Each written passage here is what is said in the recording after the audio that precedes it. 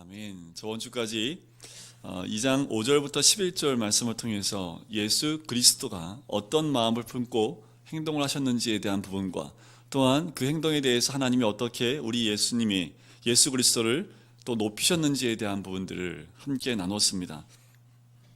예수님은 모든 것을 포기하고 다른 사람을 구원하기 위하여 죽기까지 복종하셨던 그 부분이 나오지요. 바울은 빌립보 공동체에 대해서 무엇을 말을 하냐 하면 그리스도 복음에 합당한 생활을 하려면 너희가 어떻게 해야 되는지, 그리고 공동체에서 무엇이 드러나야 되는지, 어떤 마음이 드러나야 되는지에 대해서 질문을 했고 거기에 대한 답을 예수 그리스도의 마음을 가지라 라고 얘기하는 거지요. 그 마음은 바로 그리스도께서 품으신 마음인데 그리스도께서 그대로 행동으로 옮기셨던 그 마음을 의미합니다. 이 마음은 생활 태도라고 제가 말씀을 드렸죠.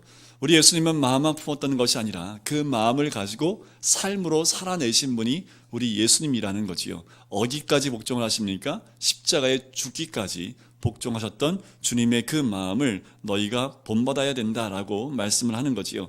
빌립보 공동체가 그리스도의 마음을 품고 공동체 생활을 해나갈 때 어떤 일이 일어나는지에 대해서 오늘 본문에 나옵니다. 어떤 일이 일어날까요? 구원을 이룰 수 있다라고 이야기하는 겁니다. 그래서 5절부터 11절 말씀을 먼저 이야기하는 거지요. 기독교의 정수라고 말할 만한 그 말씀들을 아주 간략하게 엑기스를 써 내려가면서 이 말을 하면서 얘기하는 겁니다. 이렇게 그리스도의 마음이 너희로 하여금 구원을 이룰 수 있게 한다라고 이야기하는 거지요. 지금 빌립보 교회 성도들은 어떤 상태입니까? 2장 1절부터 4절 말씀해 보면 하나가 안 돼요. 일치가 안 돼요. 왜냐하면 자기보다 남을 낮게 여기지 않습니다. 그 말은 뭐예요? 자기 중심적이라는 거죠. 신앙은 있는데 자기 중심이고 자기 자신만이 옳다라고 생각하기 때문에 하나가 되지 못합니다. 일치가 되지 않는 거지요. 꼭 이런 것 같아요. 하나님 나라의 군대이고 군인인데 군인다운 모습이 없는 거지요. 그런데 예비군 훈련 한번 가보셨어요? 예비군 훈련 가면 저게 군인인지 전혀 구분이 안 되는 사람들이지요. 예비군으로 가면 그때는 군인입니다. 오후에 나오면 이제 일반인인데 예비군 하면 우리는 어떻게 해야 되지? 저희 군인은 아닌데 이렇게 생각을 하지요. 왜냐하면 훈련되지 못한 민간인의 모습과 너무나 흡사하기 때문에 그렇습니다. 저 북한이 왜 못 쳐들어오는지 아시죠? 예비군이 가지고 다니는 도시락 때문에 못 쳐들어온다는 얘기도 있을 만큼 예비군의 존재에 대한 부분들이 참 안 좋게 드러나기도 하지요. 하지만 예비군 하면 훈련되지 못한 모습들을 우리가 기억을 합니다. 바로 이 빌립보 교회 성도들이 그와 같았다라는 거지요. 그래서 바울이 무엇을 말합니까? 이런 모습으로는 도저히 하나님 뜻을 이뤄낼 수 없다라는 겁니다. 그 모습을 가지고는 절대로 하나님의 뜻을 이뤄나갈 수 있는 하나님 나라를 이뤄나갈 수 없다라고 이야기하는 거지요. 각자 예수님이 지셨던 그 십자가를 그냥 말씀으로 받아들이는 것이 아니라 각자의 십자가를 지고 나아가야 된다는 겁니다. 자신이 철저히 십자가에 못 박을 때 자신도 살고 그들을 통한 하나님 나라도 하나님 뜻도 이뤄나갈 수 있다는 것을 사도 바울이 오늘 본문 말씀에서 이야기해 주고 있는 거지요. 12절 말씀 한번 보실까요? 12절 첫 말씀이 뭐로 시작합니까? 그러므로라고 시작합니다. 이 그러므로라는 접속사를 통해서요, 이게 굉장히 중요해요. 빨간색 펜으로 동그라미를 딱 치셔야 됩니다. 왜 중요하냐 하면 요 그러므로라는 말이요, 앞에 있는 예수 그리스도의 마음 15절부터 11절까지의 모든 내용 그와 함께 이어져서 그러므로 하면서 그 다음에 사도 바울이 이야기하고 싶은 것들과 연결이 되기 때문에 그렇습니다. 자, 이 말은 이런 거예요. 그리스도께서 품으시고 행하셨던 삶의 방식은 그러므로로 연결돼서 빌립보 공동체가 따라가며 이루어야 할 구원의 패러다임이 바로 예수님의 이 마음이다 라고 그러므로로 연결해주고 있다는 거지요. 그러므로가 우리 삶 가운데 있어야 됩니다. 우리가 5절부터 11절 말씀을 충분히 묵상했다면 그 말씀을 묵상하고 끝나는 것이 아니라 그러므로라는 그 말씀 접속사를 통해서 우리의 삶으로 연결돼서 들어와야 된다는 거지요. 바울이 무엇을 얘기합니까? 자기가 있을 때나 없을 때나 항상 뭐 하라고요? 복종하여 순종하여라고 얘기합니다. 이것을 강조하고 초점을 두고 있죠. 이 말은 8절 말씀에 보면 똑같은 단어가 한 번 더 나오죠. 8절에도 죽기까지 복종하셨으니 라는 그 복종이 또 나옵니다. 바로 이 복종을 얘기하는 항상 복종하라는 복종은 예수 그리스도의 그 복종과 같은 말이라는 거지요. 이 말은 헬라 말로 말하면 휘파쿠오라는 단어를 쓰고 있습니다. 요거는 모르셔도 됩니다. 휘파쿠오라는 말을 쓰고 있는데 요 말은요, 듣다라는 말이 강조되어 있는 거예요. 그러니까 잘 듣다라는 의미가 강조되어 있다는 거지요. 자, 그럼 순종한다, 복종한다는 말은 뭐부터 시작하는 거예요? 잘 들으세요. 부터 시작하는 겁니다. 아시겠죠? 잘 듣는 것부터. 자, 신명기 6장 4절과 5절 말씀해 보면 그 유명한 쉐마가 나옵니다. 쉐마는 히브리 말로 들으라 라는 말입니다. 이스라엘아 들으라, 그 말이 쉐마라는 말이거든요. 바로 그 단어와 같은 말입니다. 이스라엘아 들으라, 주님은 우리 하나님이시요 주님은 오직 한 분뿐이시니 당신들은 마음을 다하고 뜻을 다하고 힘을 다하여 당신들의 하나님을 사랑하십시오 라는 그 근거가 되는 그 말, 들으라, 그 말이 오늘 사도 바울이 쓰는 복종하여라는 말과 같은 단어로 쓰여지고 있다는 거지요. 근데 더 놀라운 사실은 뭐냐면요, 한국말로는 그러므로로 시작하잖아요, 그죠? 그런데 원어에 보면 복종하라는 말로 시작합니다. 시작이 뭘로 시작하냐면 복종하라, 그러므로라고 가요. 그 말은 얼마나 복종하는 것이 중요한지를 얘기하고 있는 거지요. 복종하라고 얘기합니다. 바울은 빌립보 교인들에게 예수님의 이 자세를 요구하고 있는 거지요. 예수님이 스스로 낮아져서 죽기까지 복종하는 자리까지 나갔듯이 너희도 그렇게 복종해야 된다는 것을 이야기합니다. 왜냐하면 너희는 너희 자신만 생각하고 또한 너희가 그렇게 있는 동안 하나님은 너희를 위해서 아무것도 할 수 없다라는 거지요. 너희 자신을 철저히 죽이고 복종시킬 때 하나님 나라가 설 수 있다라고 복종하여라는 그 말 안에 이 뜻이 다 들어가 있는 겁니다. 내가 살아있으면, 내가 죽지 않고 내가 철저히 죽지 않으면 복종할 수 없는 사람들이 바로 우리라는 거지요.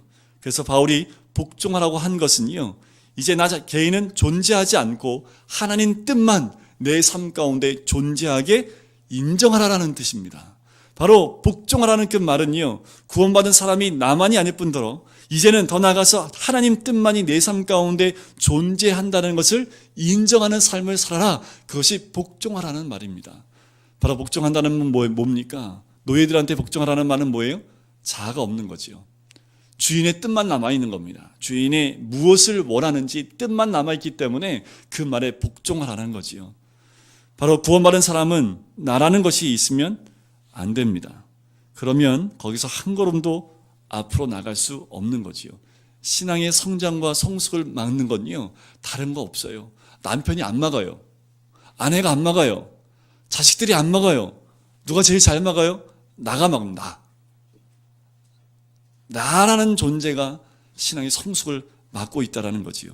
오직 우리를 택하신 하나님의 선한 뜻만 있어야 하는데 내가 있기 때문에 그 뜻이 이루어지지 않는다라는 겁니다. 구원받은 백성은요, 삶에 이 운동이 일어나야 돼요. 자아 죽이기. 다시 말하면 좀 현실감 있게 나 죽이기. 이게 우리 삶 가운데 있는 사람이 누구냐면 구원받은 백성이에요. 내가 구원받은 백성이면 내 안에 내가 있어야 돼, 없어야 돼요? 그런 CCM 있잖아요. 우리나라의 최초 CCM. 내 안에 내가 너무도 많아. 가시나무새 알지요? 그게 우리나라 최초의, 그 노래 부르신 분이 목사님 되셨잖아요. 내 안에 내가 너무도 많아. 그분이 있을 곳이 없는, 구원받은 백성은 예수님을 구주로 모신 분들이기 때문에 내 안에 누가 없어야 돼요? 내가 없는 겁니다. 예수님이 주인이기 때문에 나라는 존재가 없어지는 거지요. 그래서 우리는 끊임없이 나를 죽이는 그 자리에 나가는 것, 그것이 믿는 사람들이 걸어가야 될 길입니다. 자, 나를 죽이면 내 안에 뭐가 생겨날까요? 예수 그리스도의 새 생명이 내 안에 가득 채워지고 넘치게 된다라는 겁니다. 자, 이렇게 복종하면 12절 끝에 무엇을 이루라고요? 너희 구원을 이루라라고 얘기합니다. 이게 좀 헷갈리는, 많이들 이 구원을 이루라는 말 때문에 그러면 우리 구원받지 않은 거냐, 뭐 이런 말들이 나오는데, 자, 구원은 시제가 세 가지입니다. 과거형과 현재형과 미래형이 있어요. 우리 예수 믿었잖아요, 그죠? 예수 믿으면 구원 받았지요. 과거형입니다. 현재는요, 구원을 이뤄 나가고 있지요. 진행형입니다. 미래는요, 구원을 이루는 거지요. 자, 그래서 이것을 완성되지 않은 구원이라고 보통 표현을 해요. 그래서 뭐라고 얘기하냐면 already not yet이라는 영어를 씁니다. 이미 받았어요. 그런데 아직 이루어지지 않은 거죠. 이 긴장 관계 가운데 우리가 살아가고 있다는 겁니다. 이미 받았지만 아직 이루어지지 않은 구원. 그래서 어떻게 해요? 우린 이미 받았지만 구원을 이루기 위해서 오늘도 말씀을 따라 순종하는 삶을 살아야 된다. 그래서 오늘도 구원을 이루라 라고 이야기하는 거지요. 그런데 중요한 것은요, 이 헬러 원문에 보면 너희 구원을 이루라는 그 말은 복수형입니다. 지금 이 말은 누구한테 하는 거예요? 빌립보에 있는 한 성도를 지목해서 너 잘 들어 이렇게 하는 겁니까? 아니면 빌립보 공동체 하는 말입니까? 교회 공동체입니다. 그 말은 금강교회 성도님들 잘 들으세요 라는 거예요.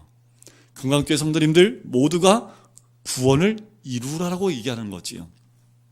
모든 마음을 아파요. 모두를 향한 하나님의 뜻을 찾아 함께 이루어 나가라는 겁니다. 다시 말하면 이런 거예요. 마치 배 안에 선원들이 힘을 합해서 배가 안전하게 목적지에 갈 수 있도록 협력하는 것. 그것이 바로 이 구원을 이루는 삶이라고 이야기하는 거지요. 다시 말씀을 드리면 우리 예수님이 이 땅 가운데 오셨을 때 사도 베드로의 고백 위에 예수님이 하신 말씀이 있습니다. 내 반석 위에 뭘 세우겠다고요? 교회를 세우겠다고 얘기하지요. 교회는 무엇입니까? 에클레시아입니다. 예수님이 이 땅에 오셔서 끝없이 하나님 나라에 대해서 말씀하셨지 나를 믿으면 너는 구원받을 거야 라고 말씀한 적이 없습니다.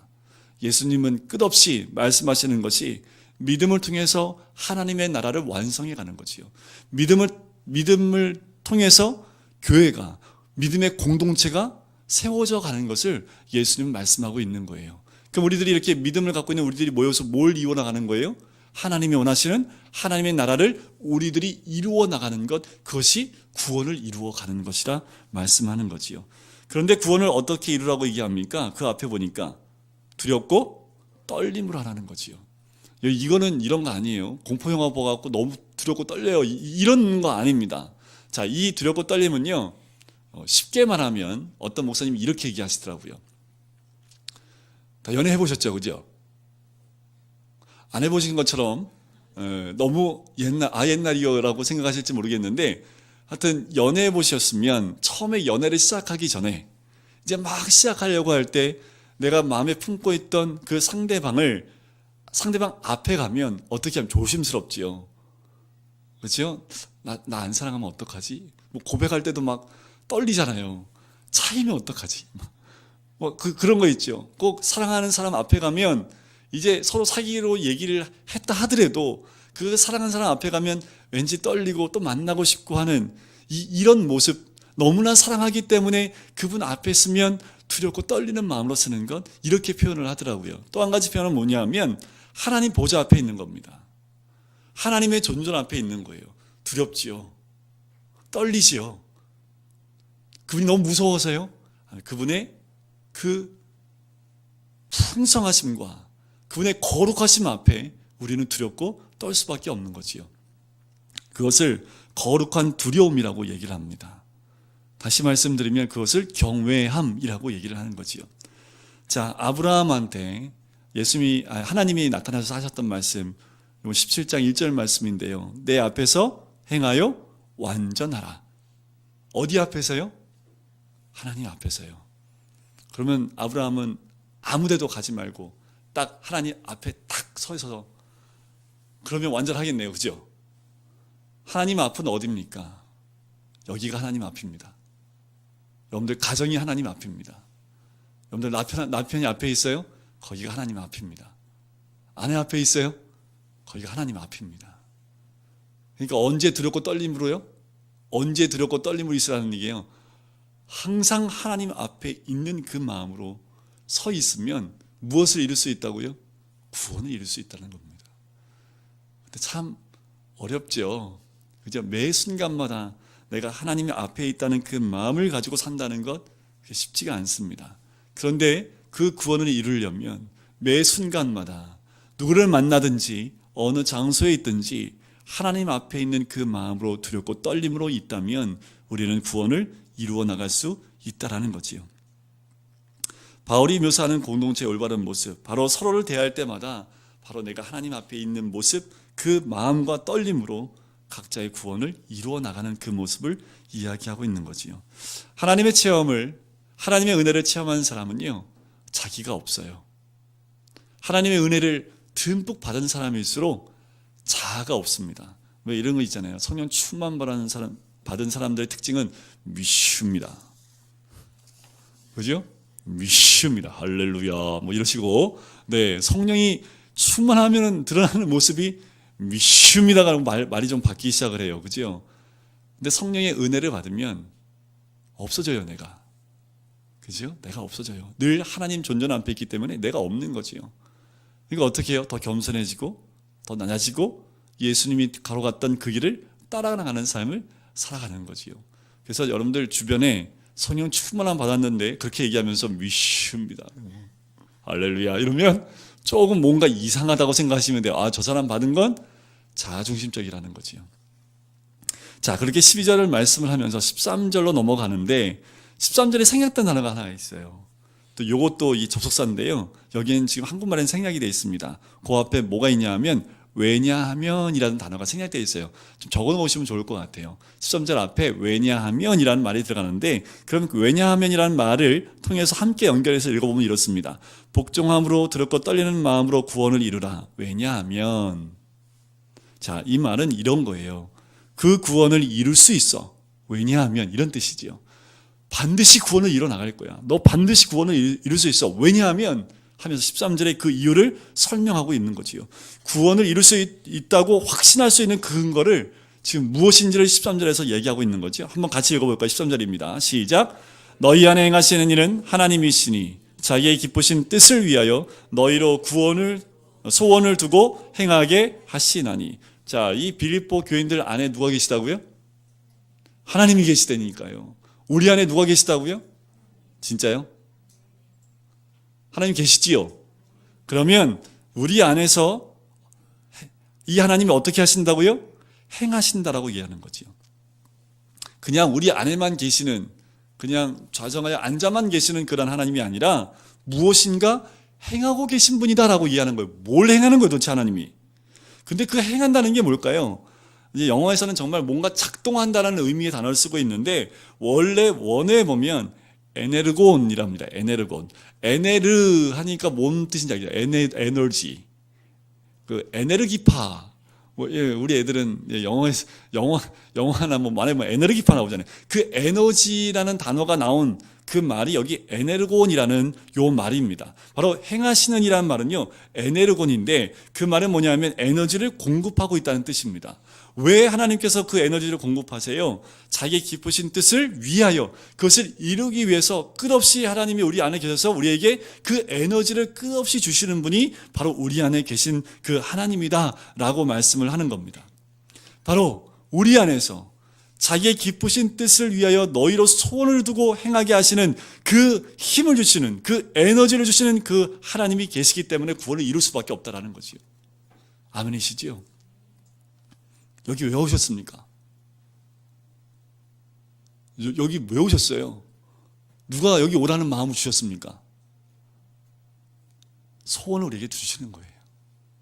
우리가 주의 전을 가까이 하고 싶고 하나님 교회로 또 나오고 싶고 또 말씀을 듣고 싶어하는 거, 그거 다 누가 주신 마음이에요? 너희 안에 행하시는 그 하나님이 그 마음을 주신다는 거지요. 그거를 거부 못하시고 그거를 거역 못하시고 이곳에 나와 앉아 계신 거예요. 지금도 우리에게 구원을 이루시기 위해서 하나님이 어떻게 해요? 그 에네르곤이라는 행하시는 하나님의 역사가 우리들 마음 가운데 임할 줄 믿습니다. 바로 이 힘을 받아서, 이 에너지를 받아서요, 우리 교회 안에 있는, 또한 우리 각자의 삶 가운데 있는 것들을 고쳐나가기 시작한다라는 거지요. 하나님이 교회를 통해서 하시는 일이 무엇입니까? 진리를 통해서 밝히는 거지요. 성도들을 어떻게 해요? 영적으로 자라게 하는 것이 교회가 하는 일입니다. 또한 연약한 자들을 도우면서 위로하는 거지요. 그리고 세상과 나가서 싸워 승리하는 것이 교회를 통해서 하시는 일입니다. 그렇다면 하나님이 우리 각자에 대해서 구체적으로 선한 뜻을 가지고 계신다고 하는데 그 선한 뜻이 뭐냐는 거지요. 바로 그 선한 뜻은 13절 중간에 나오는 기쁘신 뜻입니다. 바로 이건 뭐냐 하면 하나님의 백성이 성령 안에서 연합되며 구원을 이루어가는 거예요. 하나가 되어 구원을 이루어가는 거지요. 우리 모두는 뭐예요? 지체입니다. 머리는 누구예요? 그리스도입니다. 우리는 그리스도는 머리를 두고 다 몸을 이루고 있는 지체들이라는 거지요. 우리가 하나가 되지 않으면 어떻게 될까요? 따로 노는 거지요. 밥을 먹어야 되는데 손이 밥을 콧구멍으로 집어넣어요. 어떻게 돼 이게? 뭔가 안 맞는 거 아닙니까?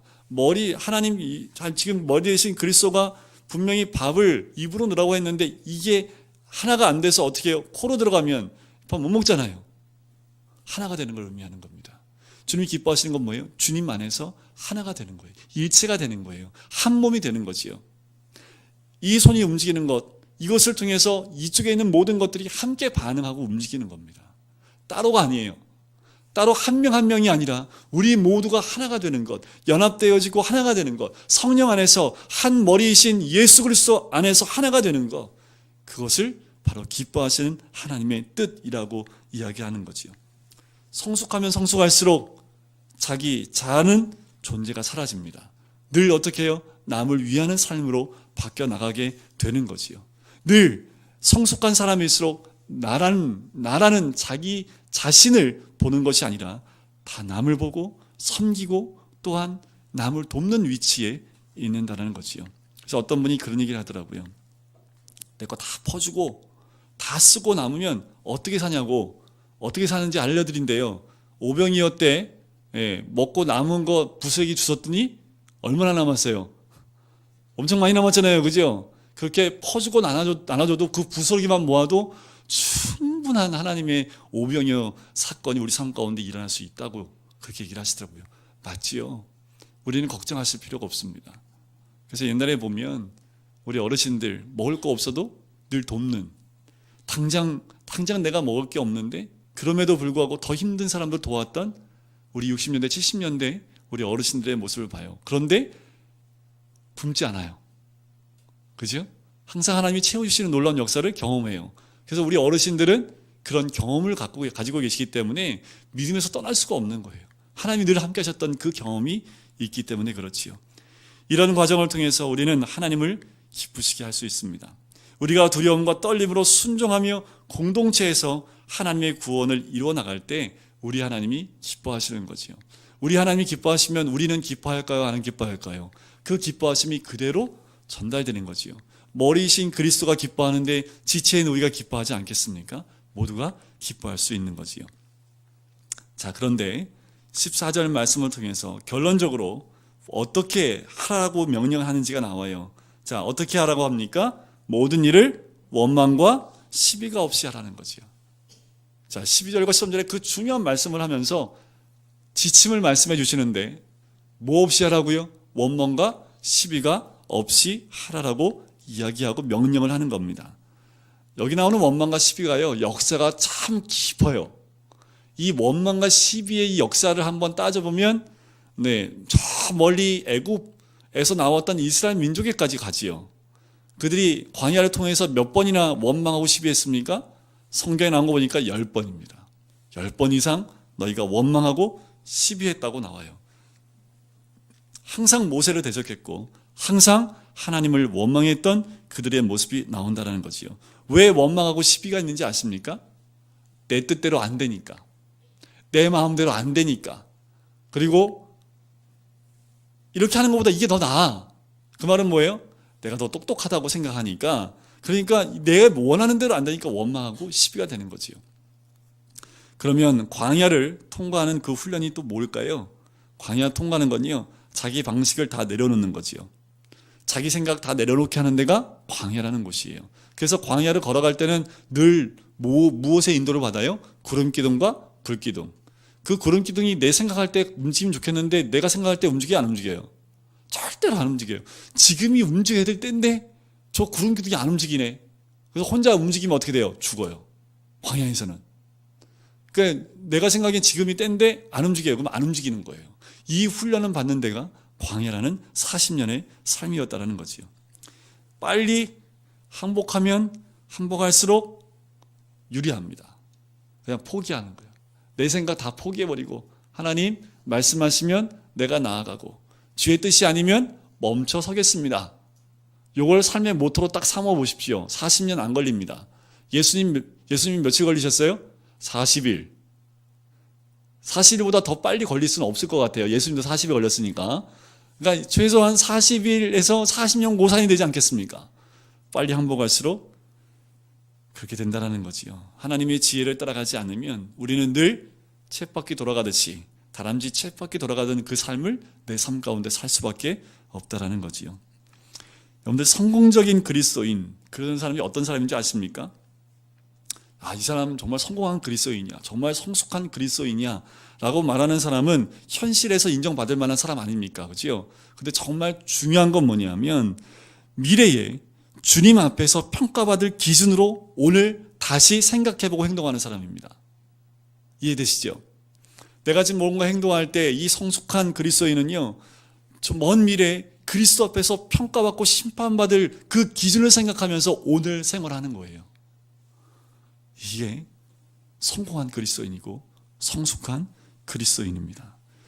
그리스도인의 삶은요, 역동적이어야 돼요. 이 역동적이라는 건 뭐예요? 움직임이 있다는 거죠. 역동적인 뭐예요? 앉아있는 게 아니죠. 늘 움직이는 겁니다. 어떻게 해요? 버릴 거 버리고, 수정할 거 빨리 수정하고, 없앨 거 빨리 없애고, 말씀이 딱 오면 바로바로 해결해버리는 거지요. 바로바로 그 말씀 앞에서 나를 비워버리는 거예요. 바로 비우니까 어떻게 해요? 바로 예수님이 들어오지요. 내 삶 가운데서 제거할 거, 잘라버릴 거, 오늘 말씀에 딱 보면 오늘 바로 잘라버리는 거지요. 그게 역동적인 그리스도인의 삶입니다. 근데 우리는 어떻게 해요? 잘라버려라. 하나님, 한 달만 더. 이게 우리의 모습 아닙니까? 요거 있으면 좀 편하고 좀 즐기고 싶은데 하나님 딱 잘라버리래요. 잘 안 잘리죠, 그죠? 말씀의 검이 좀 묻어져가지고 잘 안 잘리잖아요. 근데 말씀의 검이 묻은 게 아니라 우리가 즐긴 거죠. 역동적인 삶은요, 늘 말씀에 반응하는 삶이라는 거지요. 자, 바울이 이 성도들한테, 빌립보 성도들이 얼마나 사랑스럽습니까? 그죠? 감옥에 있는데도 감옥 안으로 쓸 것들과 또한 선교 헌금을 보내주면서 늘 사도 바울을 섬겼던 이 빌립보 성도들 너무나 사랑스러웠어요. 하지만 바울은 이 빌립보 교인을 향해서 진심으로 하는 충고가 있다라는 거지요. 충고를 해요. 지금 신앙생활을 근본적으로 뜯어 고치라고 얘기하고 있는 거지요. 바울은 그들이 바꿔야 될 기준을 3가지를 제시합니다. 바로 첫 번째가 뭐냐 하면 15절 말씀에 나와요. 15절 한번 같이 읽어볼까요? 시작!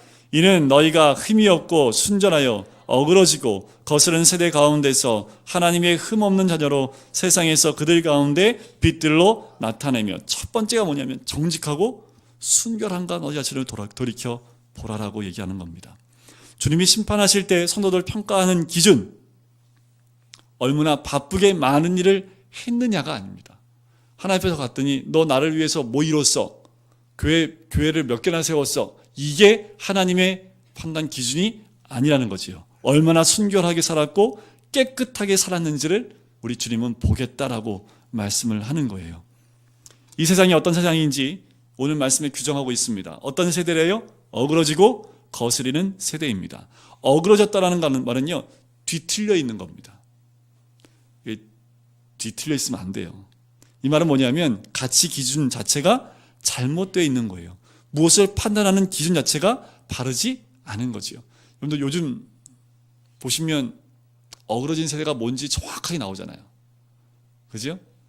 지금보다 더 어그러진 세대가 있을까 할 만큼 우리 안에, 우리나라뿐만 아니죠, 미국 땅에도 난리가 났더라고요. 계속 전 세계가 어그러진 세대로 가고 있다는 거지요. 무엇이 진짜 기준인지를 찾아보기 힘들 만큼 가치 기준 자체가 흔들려 버립니다. 그러니까 뭐예요? 목소리 큰 사람이 이기죠. 힘 있는 사람이 이기지요. 그러니까 어떻게 해요? 많은 사람들 숫자로 우리가 이기려고 100만 명, 200만 명이 모여서 촛불 집회를 하는 이유가 뭐예요? 그 외에는 방법이 없으니까 또 모이는 거 아닙니까? 정확한 가치 기준이 없기 때문에 이 시대에 우리의 소리를 각자가 내고 있는 거지요. 거스린다는 말은 또 무엇이냐면요, 이런 거죠. 누군가 바로잡으려고 해도 싫어하고 저항하는 거죠. 꼭 우리 아이들 같죠. 엄마 아빠는 꼭 이렇게 하면 좋겠는데 꼭 그렇게 하면은 안 해요, 애들이. 어쩜 그렇게 하는, 너 나중에 후회한다면 뭐예요? 나중에 후회하는 애는 있더라도 난 이렇게 한번 해보고 싶어. 고개를 끄덕이는 우리 애들. 네. 이게 거스른다는 의미인데요. 누군가 자기를 바로잡는 것을 아주 싫어하는 거예요. 이게 이 세상의 특징입니다. 어그러지고 거스르는 세대. 이게 세상의 속성이라는 거지요. 세상 사람들은요, 그래서요, 적당한 걸 좋아해요. 철저한 거 좋아하지 않습니다. 그냥 적당하게. 그 미국 사람들이 가장 힘들어하는 한국말이 무슨 말이에요? 적당하게. 이거 얼마큼 넣어야 돼요? 그러면 적당하게 넣으세요. 뭐든지 적당하게. 그러면 우리는 적당한 무슨 말인지 알죠? 그냥 적당하게 알아서 넣으면 되는데, 이게 미국 사람들은 적당한 말이 무슨 말인지 몰라요. 그 적당히 뭐예요, 적당히? 그러니까 우리나라 말 가운데 가장 어려운 건데, 우리나라 사람들이 좋아하는 말이 적당하게 살아. 그런데 정확하게 사는 것을 싫어하는 세상이 이 세대의 사람들이라는 거지요. 그런데 성경은 이런 세상에서 우리가 어떻게 살라고 합니까? 흠없고 순결하게 살라고 얘기하는 거지요. 이런 세상 가운데서 흠없고 순결하게 살면 어떻게 될까요? 손가락질 당하고요, 모함 당하고요, 괴롭힘 당하고요, 우리 아이들은요 왕따 당하고요, 회사 가서도 왕따 당하고요, 이런 세대입니다. 그런데 그러면 왕따 당하지 않으려고 다시 이 세대에 편승하면 갑니까? 아니요. 그 가운데서 우리 주님은 흠없고 순전해야 된다라고 말씀을 합니다. 그것이 바로 그리스도의 고난에 동참하는 것이다 얘기하시는 거지요. 순전하다는 말은요, 포도주나 금의 불순물이 전혀 섞이지 않았다는 것을 말할 때 이 순전하다라고 이야기하는 거지요. 먼저 자신 안에 바른 가치 기준을 세워야 된다라고 이해하는 겁니다. 자신에 대한 기준을 세운 후에 미래에 대한 밑거름을 그려 나가야 된다는 거예요. 내 안에 가치 기준 가지고 계세요? 이 시대를 살아갈 때 내 안에 뚜렷한 말씀의 가치 기준을 가지고 계십니까? 이것이 없으면요, 수시로 타협합니다. 수시로 세상과 하나가 되어집니다. 그리고 하나님 앞에 가면 죄송합니다 하나님, 또 회개할 수밖에 없는 거지요. 하나님 원하시는 건 뭐예요? 거기서 나와서 순전하고 흠이 없는 하나님 백성으로 살아가야 된다. 그 한 가지, 바로 바꿔야 될 그 기준, 바로 순결과 흠 없는 것으로 너희 삶을 살아야 된다라고 이야기하는 거지요. 바로 육적인 유익이 아니라 영적 유익을 너희 가슴 가운데 가장 큰 것으로 가져야 된다라고 이야기합니다. 두 번째 생활 기준이 있다면 빛입니다. 바로 생명의 빛을 밝히라고 얘기하지요. 15절 중간에 이렇게 나옵니다. 하나님의 흠없는 자녀로 세상에서 그들 가운데 빛들로 나타내며 생명의 말씀을 밝혀 나의 다름질이 헛되지 아니하고 수도고도 헛되지 아니함으로라고 나오지요. 뭘로 행하라요? 빛으로요. 바로 바울이 빛이나 생명의 말씀을 밝힌다는 표현을 통해서 염두에 둔 개념이 무엇이냐 하면 이런 거예요. 바다로 항해해 가는 거지요. 바다를 항해해 본 적은 없습니다. 제가 가고 싶지 않아요. 바다 항해 가고 싶지 않아요. 너무 얘기 들어보니까요, 바다를 한밤중에 가면요 아무것도 안 보인대요. 아무것도 안 보이는 곳이 어떻게, 지금은 뭐 레이더가 있고 여러 가지가 있지만 이 바울이 살던 이때는요 어떻게 방향을 잡을까요? 그렇죠, 별입니다. 그래서요, 폭풍우가 치면 길을 잃어버리는 거예요. 우리 인생이 이와 같다라는 거지요. 바다를 항해할 때 바다를 항해하는 그 기준을 잡는 것이 밤하늘에 빛나는 별을 보고 그 길을, 방향을 잡는다라는 거지요. 바로 이와 같다라는 겁니다. 우리 삶의 바다로 항해하는 우리 삶 가운데 흔들리지 않는 별이 있어야 된다라는 거지요. 또한 이런 것도 있을 수 있죠. 한밤중에 우리가 바다에서 육지 근처에 가면 늘 육지 근처에 있는 게 뭡니까? 등대입니다. 왜 등대가 있냐면 너무 가까이 와서 부딪히지 말라고 등대가 길을 알려주고 육지에 가까이 왔다는 걸 표시하기 위해서 등대의 빛을 비춘다라는 거지요. 이 말은 뭡니까? 우리가 세상에 뭐가 되라고요? 빛이 되라고요. 너희가 세상 가운데서 어떤 빛을 드러내라고요? 생명의 말씀을 밝히는 삶을 살아야 된다는 거지요. 삶의 기준을 누구 보고 알 수 있어요? 여러분 보고 알 수 있습니다. 이제 여러분 보고 다니면서 삶의 기준을 하나씩 체크해 봐야 될 것 같아요. 제가 어느 순간 불시에 여러분들 일터로 찾아가서 카메라, 이게 어떤 분이 이런 얘기를 하더라고요. 방송국에서 요새 그런 프로 있잖아요. 24시간 쫓아다니면서 이거 찍는 거. 그럼 곧 찍을 때 그 사람들이 정말 자신의 마음을 다 드러내면서 할 수 있을까요?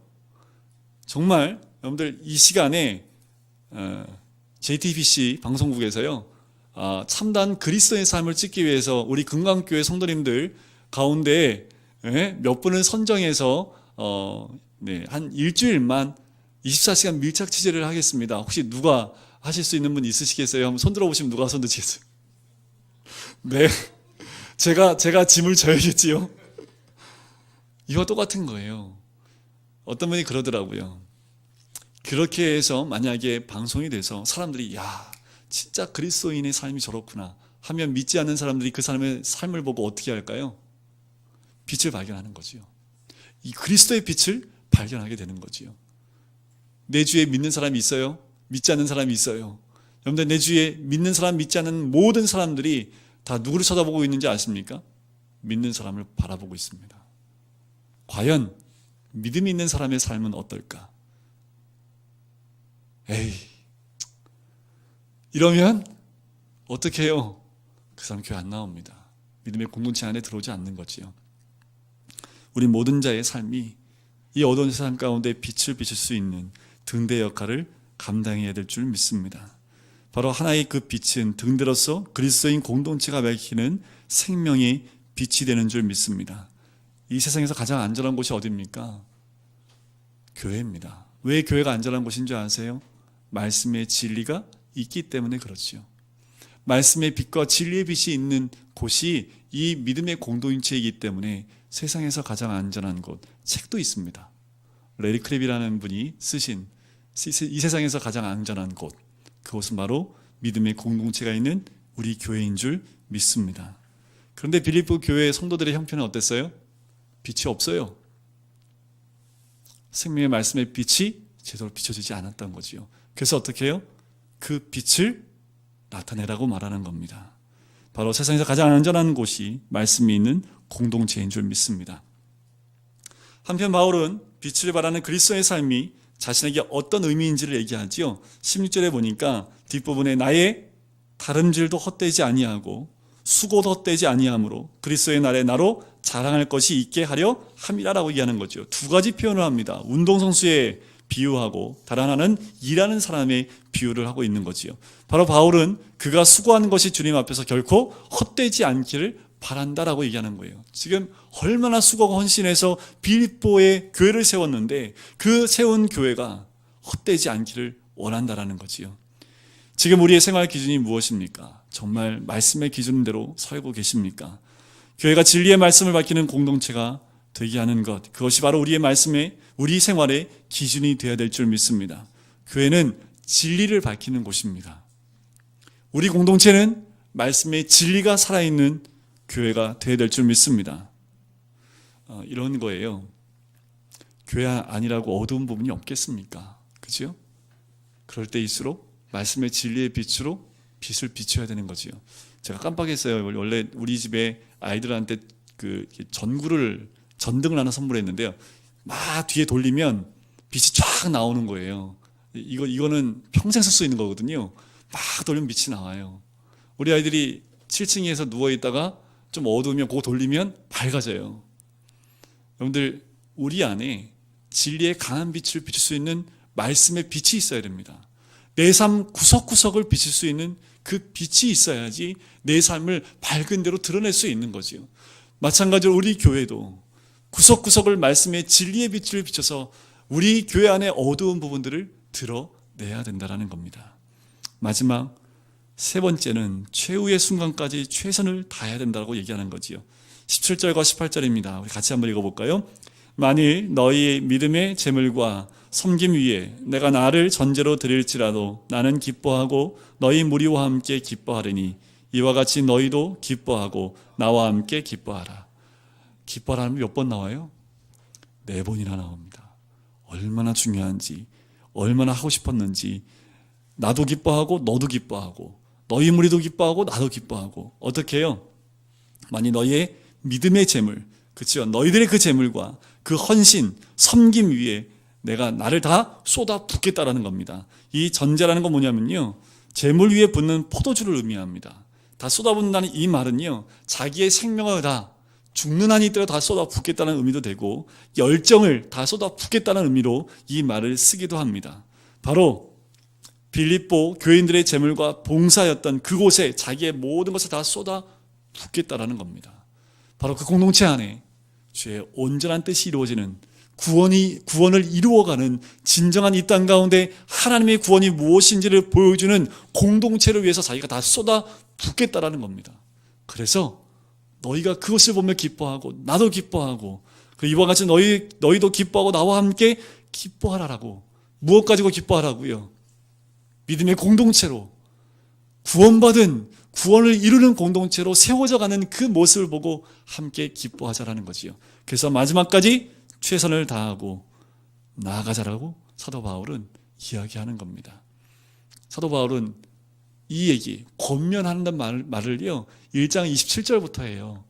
1장 27절부터 그리스도 복음에 합당한 생활을 하라라는 그 권면을 통해서 오늘 이 2장 18절까지 권면의 메시지가 연결되어 나오는 거지요.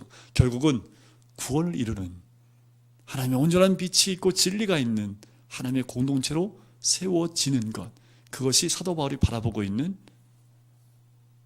기쁨이요 또한 공동체의 모습인 줄 믿습니다. 그것은 빌립보 교회 공동체만 아니라 이 시대를 살고 있는 우리들에게도 주는 하나님의 메시지인 줄 믿습니다. 우리가 찬양할까요?